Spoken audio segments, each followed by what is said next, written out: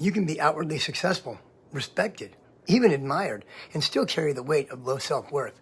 In my trait identification model, which is grounded in decades of attachment research, low self-worth, sometimes called low self-esteem, is in group 5, which is the existential feelings. It shows up most often in the anxious-preoccupied and fearful-avoidant styles. Now, low self-worth is often difficult to spot because research shows it can be masked by achievement, perfectionism, or even a surface-level confidence. Outward success may temporarily cover the wound, but the deeper belief of not being enough remains. So let's break it down. The Attachment Trauma Lab, my group coaching program, is open. If you're working to break unhealthy patterns, heal from past wounds, and build healthier relationships, I'd love to see you there. Now, low self-worth runs deeper than competence in any one ability. It is not about whether you feel skilled, but whether you feel fundamentally valuable as a person. It is the quiet, persistent belief that who you are may not be enough. Research shows that low self-worth rarely stands alone. It is strongly linked with 2 relational fears from group 1, fear of abandonment and fear of rejection. And these traits reinforce one another, creating what researchers call a self-confirming cycle. The belief I'm not enough heightens the expectation of being left and the threat or reality of distance that feels like proof of that belief.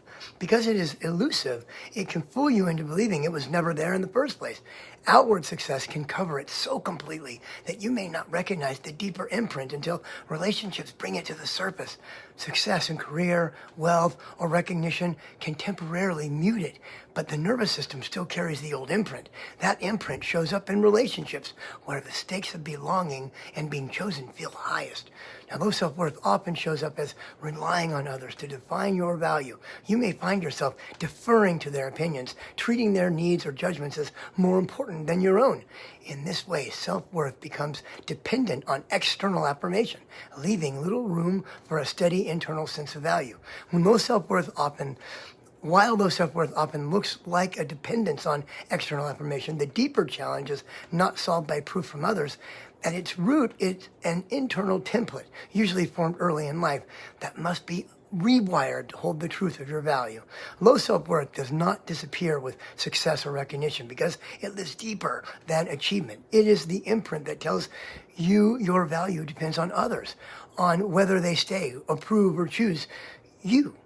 But that imprint is not the truth of who you are. Healing begins when you stop outsourcing your worth and start rewiring the inner template that formed long ago. That is the work of moving toward earned secure, a place where your value is steady, recognized from within, and no longer at the mercy of fear.